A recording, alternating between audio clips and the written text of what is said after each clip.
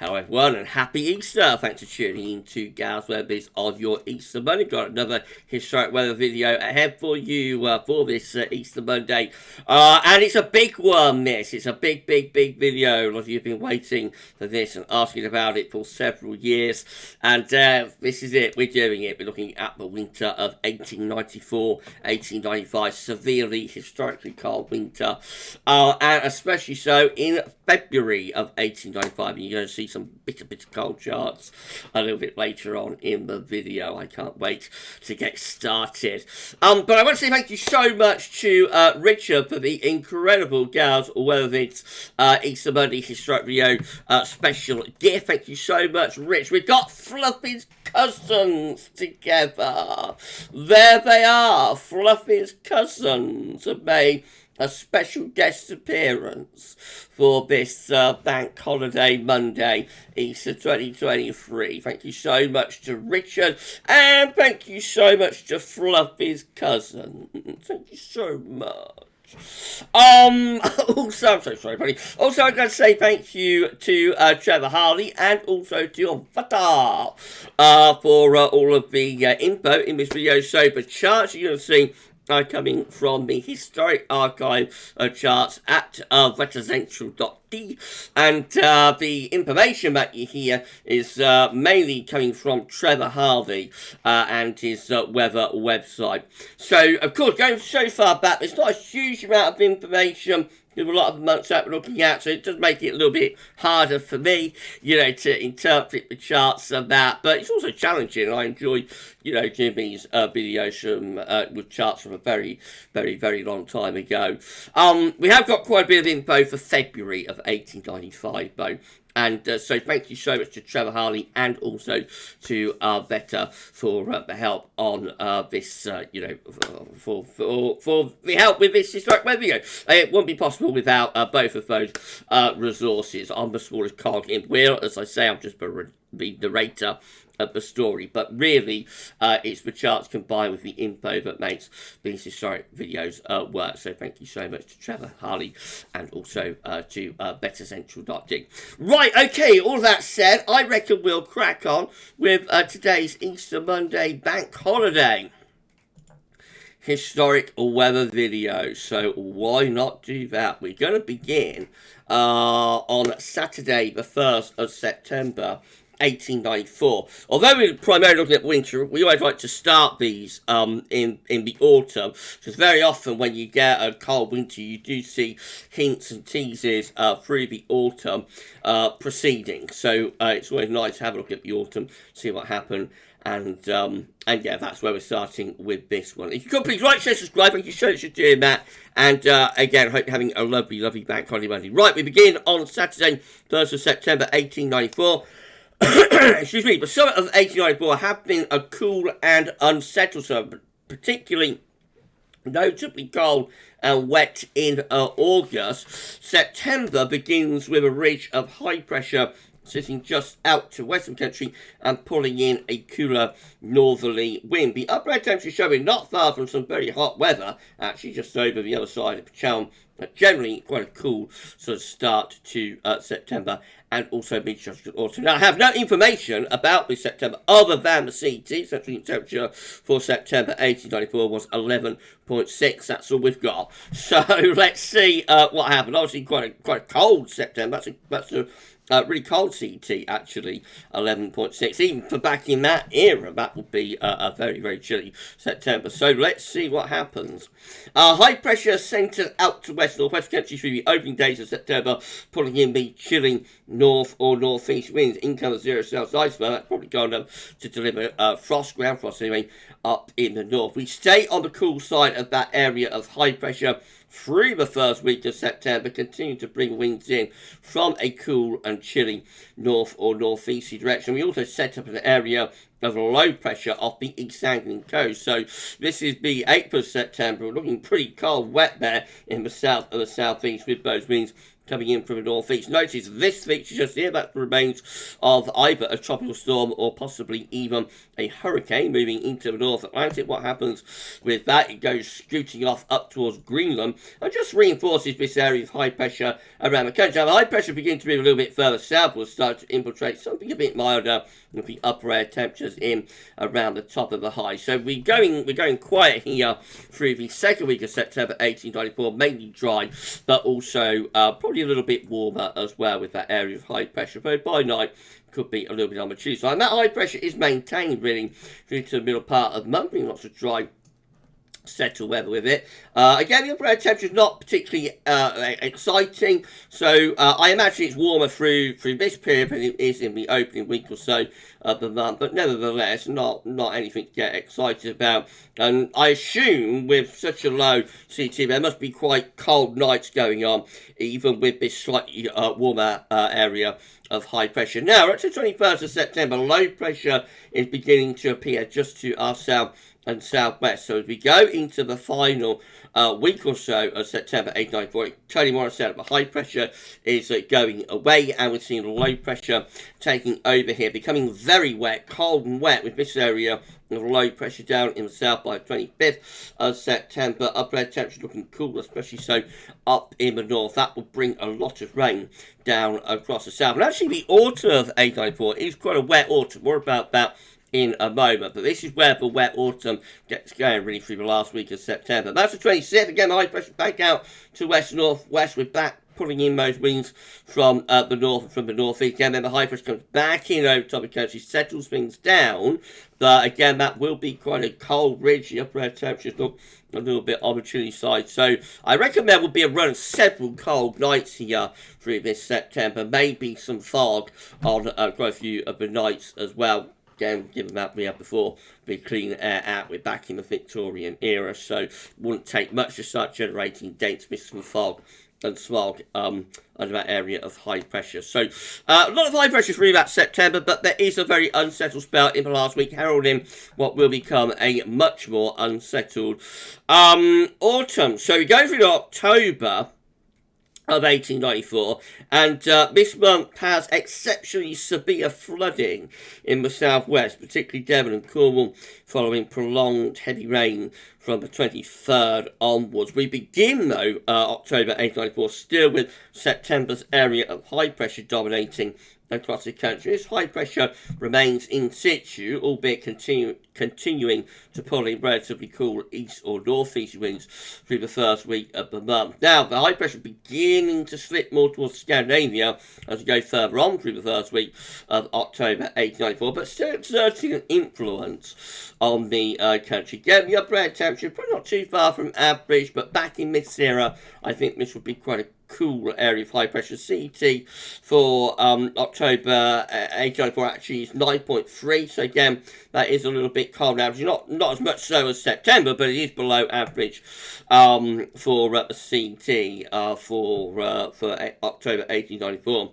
Now into the second week of October, still this area of high pressure continuing to dominate the weather, but we get through the 13th. High pressure begins to start moving up towards Greenland and Iceland. Is that the first teaser? Could that be the first little tease of the winter? High pressure beginning to go into retrograde and head up towards Greenland. Iceland starts to pull in this much cooler or even colder northeasterly wind. The upper air temperature show that for the first time in the season, definitely won't be for the last time, but for the first time in the season with -5 Celsius begins to make its presence felt from Scandinavia there on those east-northeast winds. Maybe first wintry showers across the higher ground of Scotland. Cold with overnight frost with high pressure away to our northwest on the 15th of October, and that high pressure then starts moving even further north by the 17th, 18th. So heights are falling, and we're beginning to lower the pressure down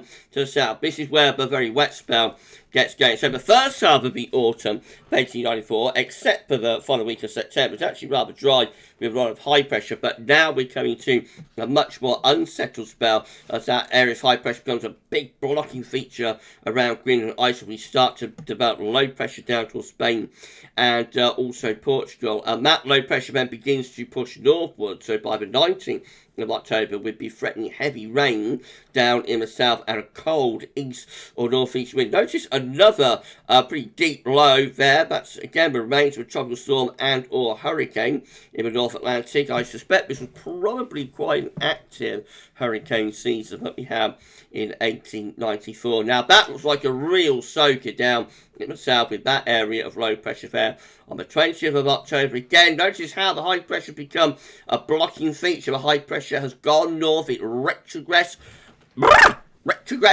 and it's become a big block around Greenland, Iceland. Is that a teaser? These developments, is it a tease for what's going to happen when we get into the winter? I wonder. But for now, we're into a cold and wet pattern. So this is 22nd of October. Lots of low pressure waiting in the wings in the Atlantic. And we turn properly wet and windy by 23rd. This is when the exceptionally severe flooding starts getting going down in the south, particularly, as Trevor Hardy says, through Devon and Cornwall. And on it goes. So a very autumnal looking chart there. Proper wind, rain, gales and whatnot. And we keep the areas of low pressure coming. They keep piling in from off the Atlantic as we go into closing days of the month. This low has the remnants of some sort of tropical storm and or hurricane within it, and further bouts of rain piling in from off the Atlantic all the way to the end of October. This is the first day of November, looking rather wet. When it is mild, we bring up a southwest wind. Actually, this is a mild. This is a mild November with a CET of 7.9, which is pretty quite mild for this era. And just very unsettled as well. So exceptionally severe flooding in the south, particularly Devon and Cornwall, continue following more heavy rain in November. And you'll see this is a proper deluge sort of November with low pressure just regularly piling in off the Atlantic. Very wet November indeed. This one, that looks like a real soaker there on the 12th of November, and the 13th, 14th, all dominated by high pressure. Try and build some high pressure out to our east on the 17th, bring up a very mild southerly type flow. So for a few days we go a little bit drier, especially so down in the south and in the southeast. And as going to the last week of the month, actually that high pressure begins to exert more of an influence and start setting up towards Scandinavia. So this begins to pull in a rather colder easterly flow. The upper air temperatures are relatively mild, but the air is coming in off the continent. So you certainly expect overnight frost and probably quite a bit of fog in the given the era as we go through the last week of November. So that probably brings the CET down a little bit with those overnight frosts. Otherwise, it would have been an even milder month than 7.9. We end up with high pressure right over the top of the country on the last day of November 1894, anticyclonic, dry, cold, frosty. And again, given we talked about the Victorian era, I would imagine there would be lots of widespread fog, probably smog in some places under that area of high pressure as well. Right, so that's gone through the autumn very quickly. Now we're going to start moving on into the winter itself of 1894, 1895, and this is how things are set up on the first day of December. Generally, anticyclonic scene. We're under a large ridge of high pressure as we begin this very cold mid-Joshua winter. This would be very cold and frosty. Obviously, the upper air temperatures are mild actually in the area of high pressure, but there will be an inversion going on, so you'd expect a lot of hard overnight frost at about high, and there would also be freezing fog, probably smog in some places as well.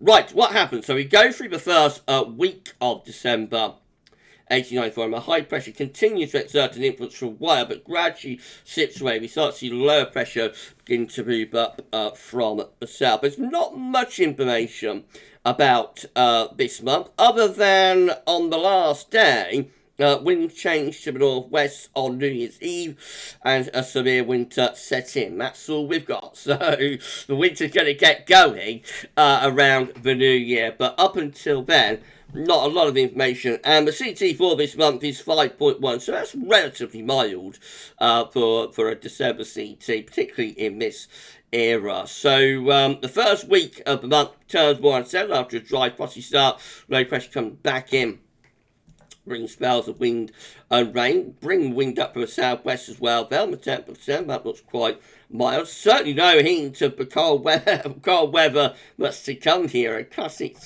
classically sort of mild, wet and windy type December there, all the way up to the middle part of the month. A little bit more westerly, northwesterly around the 18th, so perhaps a little bit colder. Some wintry showers up in the north, but nothing overly dramatic, just a little cold snap.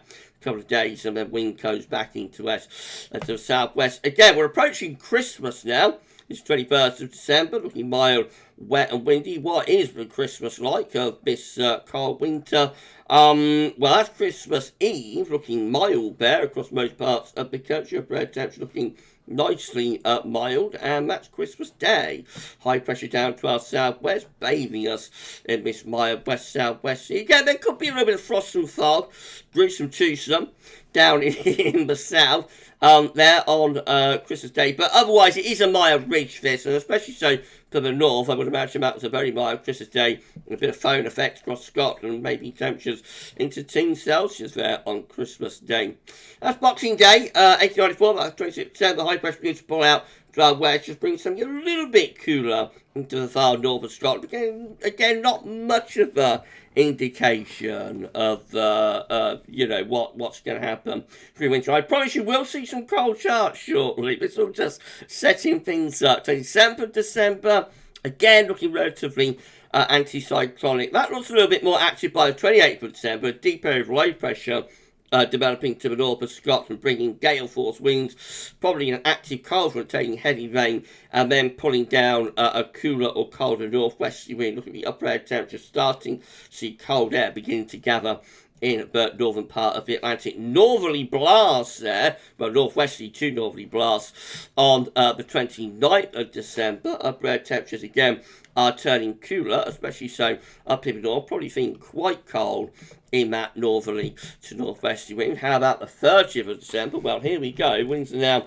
turning into the north. So Trevor Harley says that winds change to the northwest on the 31st. But actually, it looks as though the northerly sets in around the 29th to the 30th, doesn't it? And there's the upper air temperature bringing the first push of my 10 Celsius isotherm into Scotland.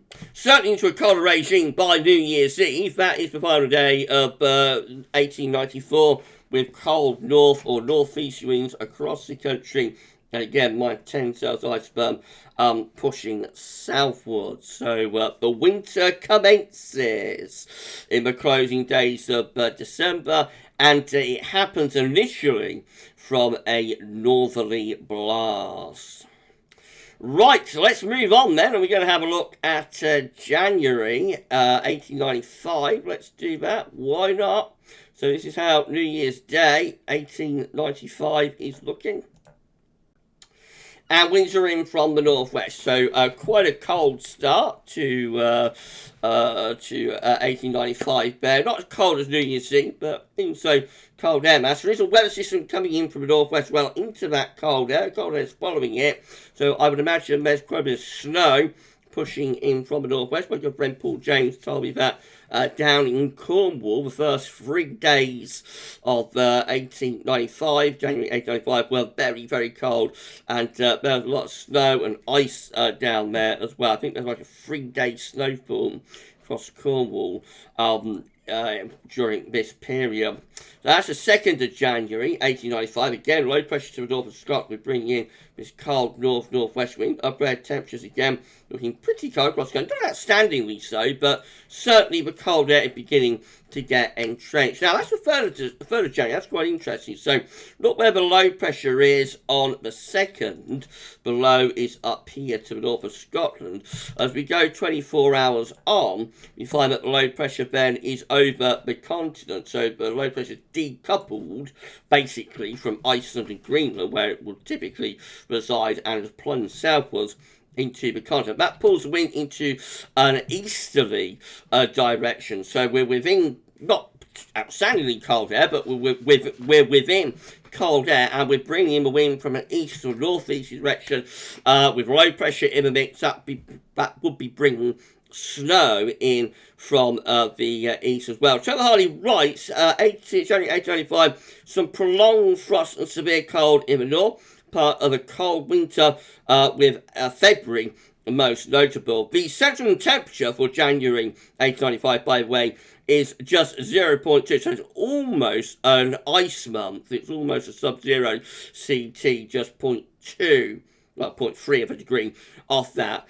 So very, very close, because February will be sub-zero CT month as well. More about that in a second. So very close to like back-to-back sub-zero months, which tells you just how really cold this winter is, but just not quite there for January. That's the 4th. Again, we're bringing those very cold north-northeast winds with high pressure just out to our west. As the upper air temperatures are looking cold across most parts of Europe. They're going to get a lot colder though later on in the winter. Back into a northerly as low pressure sinks southwards here on the 6th of January. See this low pressure coming southwards through the North Sea. Behind that, wind is coming in from a north or northeasterly, like 10 cells iceberg, pushing back into northern parts of Scotland. This low will be bringing quite a lot of snow with it. Northern and eastern parts of the country, bitterly cold northeasterly winds there on the 7th of January. 1895. Again, the upper air temperatures are looking particularly cold up in the northern part of the country. 8th to the 9th of January, we start to build high pressure over Scandinavia, so we start to change the wind from a northerly to more of an easterly. That changes the distribution potential for snowfall to more of an easterly direction as the low pressure is being blocked out in the Atlantic. Again, the upper air temperatures aren't outstandingly cold, but just consistently cold. And then by this point, there would be quite a lot of snow across the country, and we would just keep generating. The cold will keep regenerating itself. Getting quite interesting by the 11th, we've got a Scandinavian high and a cold air mass in place, sitting over most parts of Northern Europe. Into that, coming this area of low pressure from off the Atlantic Ocean. So there's my wedge here that's trying to dislodge the block of cold air sitting across Northern Europe, and it is failing. So this is probably quite a snowstorm the western and southwestern parts of the country. 11th, 12th of January 1895, as this low is coming up against that cold air. Although the wind is in from the south, it's not a particularly mild wind direction, and it's cold and snow covered across the continent. There'll be low dew points. That's a classic sort of snowing scenario. By the 13th, we are starting to break through some milder air into the south and to the southwest, but the north still remains locked in the cold air. So -5 outside swell there through northern England. To the north of that, still very cold for Scotland. It begin to turn a little bit milder or less cold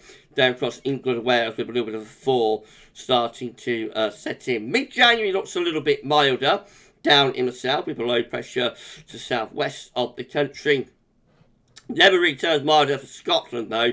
Scotland remains within that cold air. By the 17th, the low pressure is sitting right over the top of the country. How the upper air temperature looking now. So they are less cold, not particularly mild, but they're less cold as we go through this middle phase of January. I assume this is what stops the month from being a sub-zero CT. By the time you get through to the 19th, the low pressure begins to sink back southwards again, blocking areas. High pressure starting to rebuild around Greenland and Iceland. Winds are turning back into a cold northerly or northeast once again. This looks like a proper snowmaker through central and northern areas. Look at the upper air temperature, big temperature contrast, heavy rain down in the south, and then further north, like Midlands, Wales, northern England.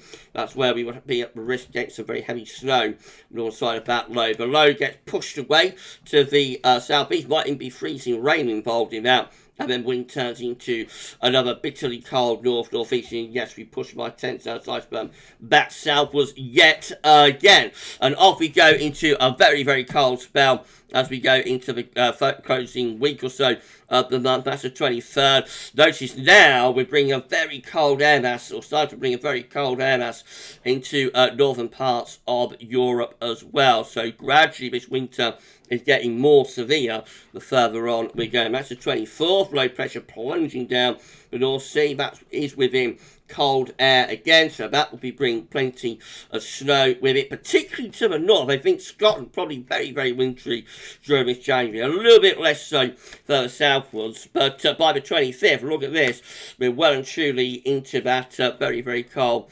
northerly. Again, look how cold the upper air temperatures are. We're into the coldest phase of the winter now, and this will last into February. So bitterly cold air plunging southwards through the UK, and I'm with my 10 cells ice. I'm even colder than that across Scandinavia and many northern parts of Europe. Goodness gracious me, that's the 26th of January, 27th. Again, looking very, very cold. There would be severe overnight frost taking place by this point. Much of the country would be snow covered. Look at the upper air temperature still being at -10 Celsius iceberg, so it remains bitterly cold. When the temperature goes that low, the upper air temperature goes that low, it generates snow showers as well. So this could well be a very snowy northerly or northeasterly that we're in here. Now, the 28th, we start to bring something just a little bit less cold or maybe milder. At least we're trying to. There would be a warm front probably involved with this. That no doubt will be bringing more snow and maybe some freezing rain. Actually, about a tenth turn being milder fails. We start to build high pressure over Scandinavia as well. You always know when you're having a very cold winter where the mild pushes, come to north. So that's how the upper air temperatures look on the 29th. That mild invasion from the Atlantic hasn't really made it much further westwards, but Ireland, most parts of Europe, again, still locked in to that extremely cold air. In fact, the upper air temperatures are becoming even colder and more severe. With the high pressure building over Scandinavia, we're pulling in that severely cold air from the east. So look at that. That's the 30th of January, 1895. A classic chart that with high pressure over Scandinavia, low pressure around Italy, bitterly cold east-northeast winds coming all the way from the Urals. Look at those upper air temperatures, exceptionally cold air moving in. That's a beach from the east. It would have been called that then because there's no such thing as a beach from the east. But that happened now. That would be a true beastly easterly, and that's how we look on the final day of January 1895. You know, what can you say about that? It's a classic 1045 millibar area of high pressure over Scandinavia. Winds from the east coming all the way from Russia. We've got Siberia. We've got the -10 to -15 Celsius iceberg across the western part of Europe. There's a trough that's pushing across the south. There's the kinks in the icebergs. That's a trough of low pressure within that unstable air. That would be bringing lots and lots of heavy snow eastwards across particularly southern parts of England and Wales. So initially, it's the north that's getting a lot of snow, I think, this winter. This January on those northerly winds, but now it's the south's turn, and that will be delivering lots and lots of heavy snow down across the south. But if you thought that was cold, we've got even colder charts to come for February. I'm going to pause the video there just briefly, and when we return, we're going to look at the severely cold February of 1895, which is like the climax of this very severely cold winter. So I'll see you in 2 seconds. Why not get yourself an Easter egg or a hot cross bun and a cuppa, and I'll see you in 2, and we'll carry on with the video. See you soon. Okay, we're ready to resume our historic weather video for this Easter Monday, looking at the severely cold winter of 1894-1895. We've already seen some very cold wintry charts, but the climax of this winter is about to be unleashed. So we're going to look at February 1895 next, the end of this winter. And we save the coldest for last. If you've enjoyed this historic weather video for 1894-1895 so far, please can you like, share, and subscribe. Thank you so much for doing that. We do historic weather videos on the bank holidays when we can. So if you want to see more historic weather videos, then please give us a sub, and there will be more coming up through this year. Right, let's crack on then. So, February 1895, what can we say about it? Well, first thing to say is that it has a central temperature of -1.8. Up to this point, I think it's the coldest February just about on record. And we did get another colder February actually in 1947. But, this is right up there with the very, very coldest Februaries. So, let's see what Trevor Harney has to say. February 1895, part of a severe winter and the coldest February on record before 1947. with a central in temperature of minus 1.8. I think February 1947, someone correct me if I'm wrong, I think that has a central in temperature of minus 1.9, so it just pips it. The weather turned cold in late December 1894. This is from Trevor Harding. January was cold, but the weather of February 1895 was historic. Braemar logged at least minus 20 degrees on 9 days. Goodness gracious me, what a freeze up. The record February low and equal all-time record low, along with 1982 and 1995. Temperature of minus 27.2 was set on the 11th at Braemar. We'll have a look at that day in a moment, of course. The Thames froze completely in places. The last Thames freeze, disrupting shipping, and on the 28th, the River Mersey was frozen from shore to shore. We're going to have some pictures from our good friend Mark Knish at the end of this video showing you the Mersey being frozen up. Icebergs, can you believe this? Icebergs were seen floating down the North Sea. Goodness gracious me. There was some very low daytime maximum temperature in London on the 8th was just minus 6. You know, that's up there with the very severest freezes that we've had in history. The period from the 4th to the 6th was probably one of the most intensely cold spells in Britain, although the freeze affected all of Europe, and it was also very cold in North America as well.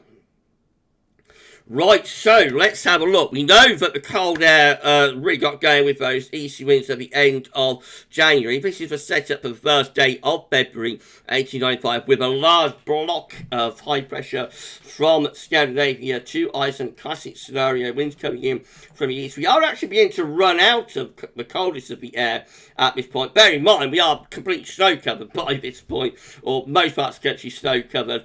So it would be colder than you will think, looking at the upper air temperatures, would be widely sub-zero across the country. But the coldest of the upper air temperatures at this stage has relented a little bit. That's the 2nd of February, Candlemas Day. Starts to send the high pressure towards Iceland and also towards Greenland, and then we begin to re-strengthen on the 3rd of February. We begin to re-strengthen the east-northeasterly flow again. Now look at the upper air temperatures.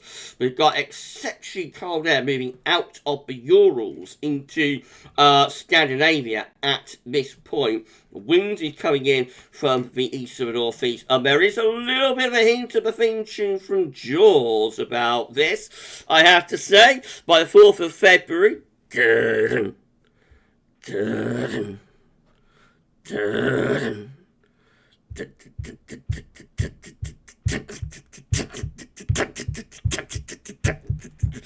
look at that. We've got high pressure block. I'm so sorry. We've got high pressure blocking from Scandinavia to Greenland. We're bringing the wind from a bitterly cold east or northeasterly direction. Look how the cold pool is amassing across northern Europe. That is not just a beastly east. That's a real beastly easterly. My word. And we're already bringing the minus 10 cells iceberg in from the east. So heavy snow will be coming in from the east, but even colder air is lurking over the North Sea. So look what happens by the 5th of February. We are engulfed in an exceptionally severely cold spell of weather, with these easy winds dragging in the minus 15 Celsius isotherm, and the air is even colder than that over the other side of the North Sea. So there would be loads of snow piling in from the east with these easterly winds, and those bitterly cold air masses sitting to the east. That's the 6th. That looks severe, doesn't it? It doesn't get much more severe than that. 1,060 millibar area of high pressure from Greenland to Svalbard, and winds from an east or northeast direction streaming all the way in from the Urals. Look at those upper air temperature minus 15 Celsius iceberg through the country.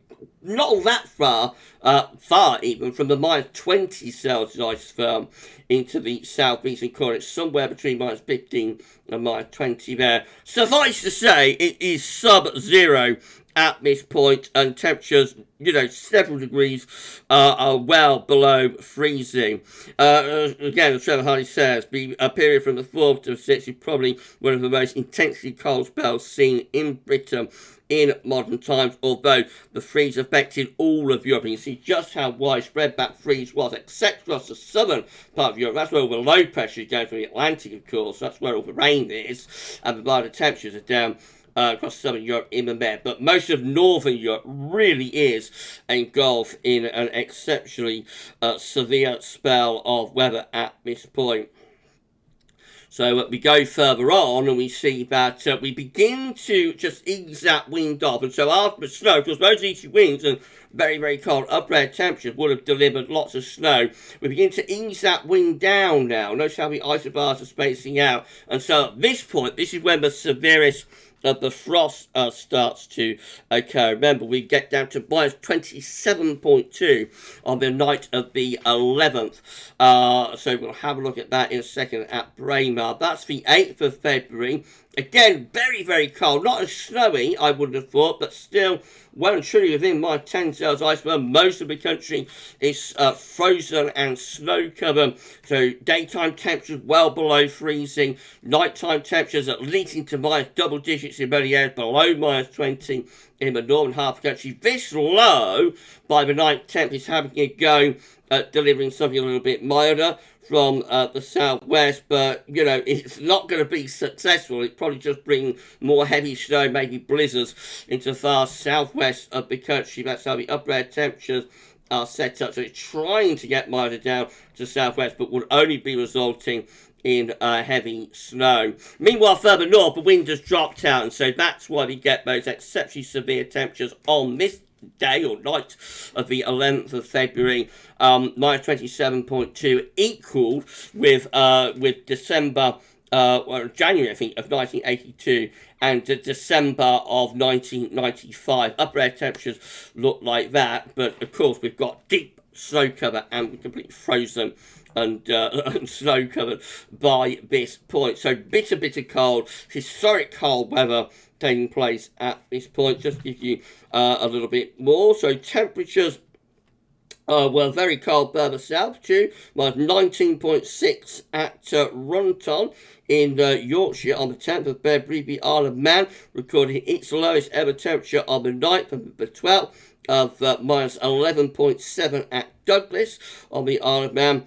And so on and on it goes. Very, very severe cold spell of weather. Even further south, you know, southern England, temperatures, as we said, not get much above minus 6 at this point, where the winds have fallen right over this frozen and snow-covered ground. Now, how does this winter come to an end? Let's see what happens. So, up to the 13th of February, we've still got the blocking area of high pressure away to the east. This low pressure is trying to come in from off the Atlantic. Still in my 10 cells isotherm there across southern, southeastern parts of the country. Historic, long historic cold spell. The Scandinavian high, Valentine's Day, 895, still well and truly in place. So that's a very cold Valentine's Day. In fact, my 10 cells I suppose pushing back again across England and Wales there.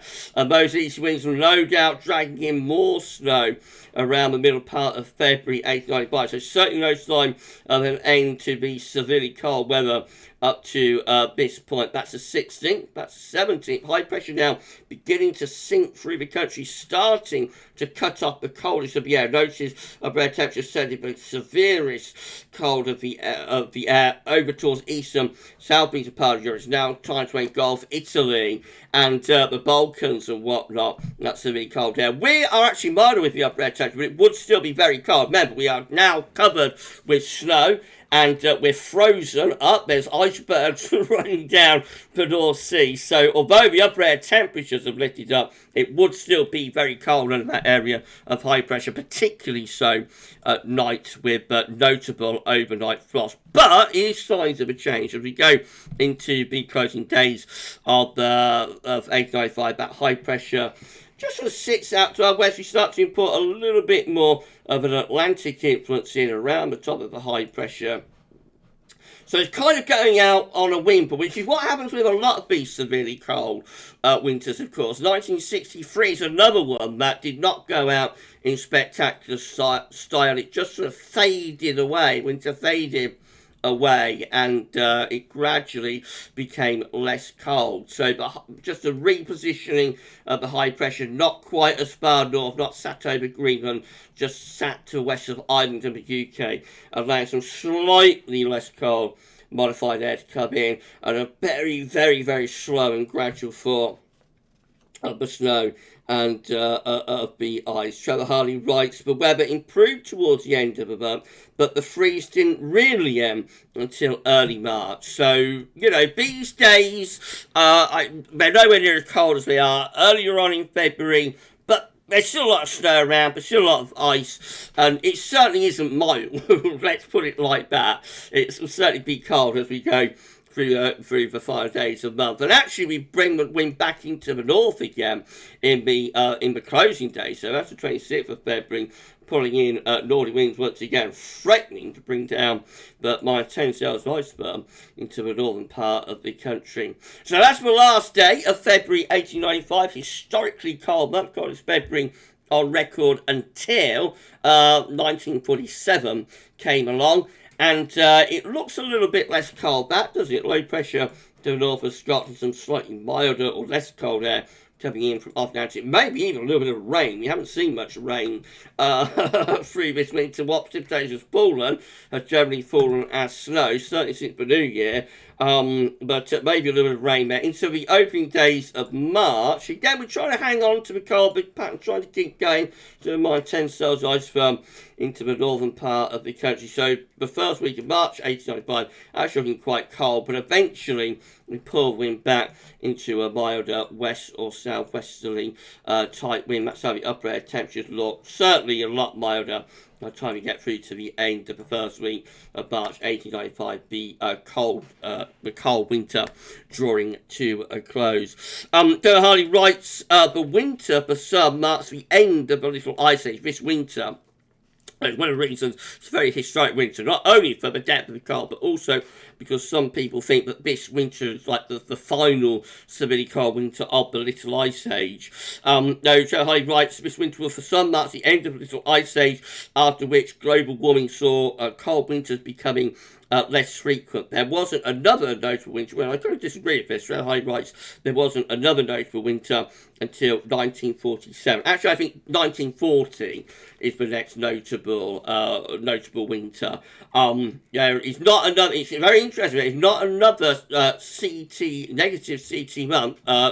Beneath freezing CT month from this February until January 1940. So we go 45 years without a sub-zero CT month from February 1895, the month we just looked at, to January 1940, and then we know, but we get a sub-zero CT month in January 1940, 2 more very cold Januaries after that, 1941, 1942, and then of course we get the severely cold and very, very snowy winter of 1947 as well. So it's strange, isn't it, how you can go that long without a sub-zero CT month, 45 years, and then you get 2 sub-zero CT months in the 1940s within 1 decade.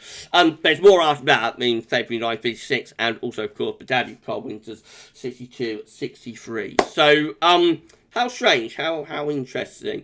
But there we go, very, very historically cold and really, really, really, really snowy winter there in February. I hope you found that interesting. We are going to have a look at some pictures in a moment. Just to say again that if you have enjoyed this historic weather video for the winter of 1894, 1895, then please like, share, and subscribe. Thank you so much, everybody, for doing that. Drop a comment as well. Let us know what you think about this, all of our videos. Right, let's have a look at some of Mark's pictures. So, the frozen River Mersey. The Mersey was frozen from shore to shore, from Liverpool to the Wirral, in February 1895, and then you see that ship stuck in the ice. I don't know if that's stuck or whether it was able to sail through. Not sure, but it looks a bit precarious, doesn't it? Frozen sea there, ice, snow, laying thick on the beach and on the sea as well. And look at that, you know, look at those icebergs from the shores of the Mersey. Absolutely incredible. Snow and ice thick enough for people to, I think that's people walking actually on the Mersey there. So I think that the ice is thick enough for people to be able to walk across the ice on the River Mersey. Unbelievable.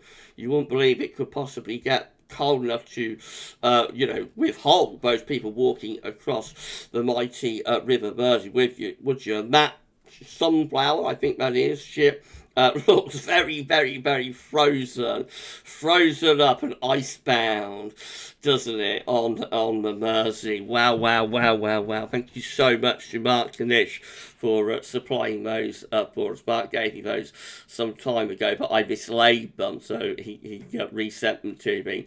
Thank you so much, my friend. Hope you're having a lovely, lovely Easter.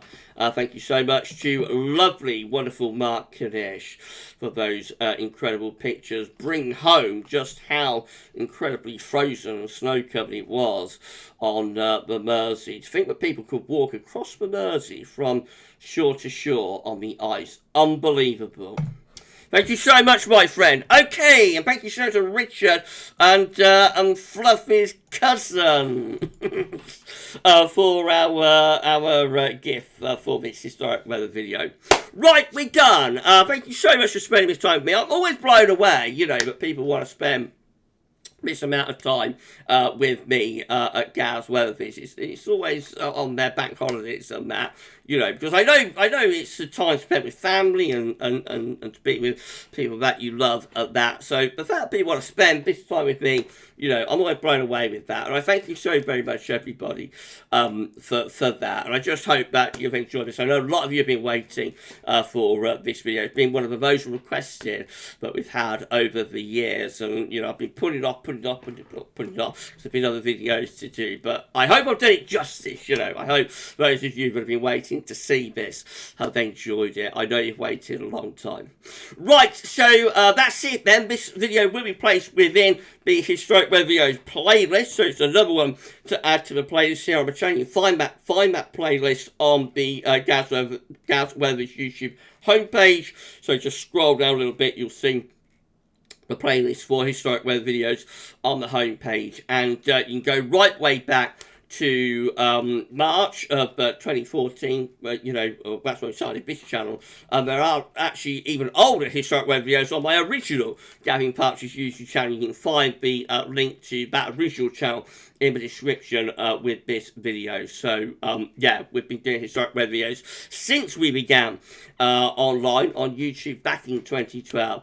And there is a lot to see and enjoy. But I'm not very good on the early ones. I get better later on.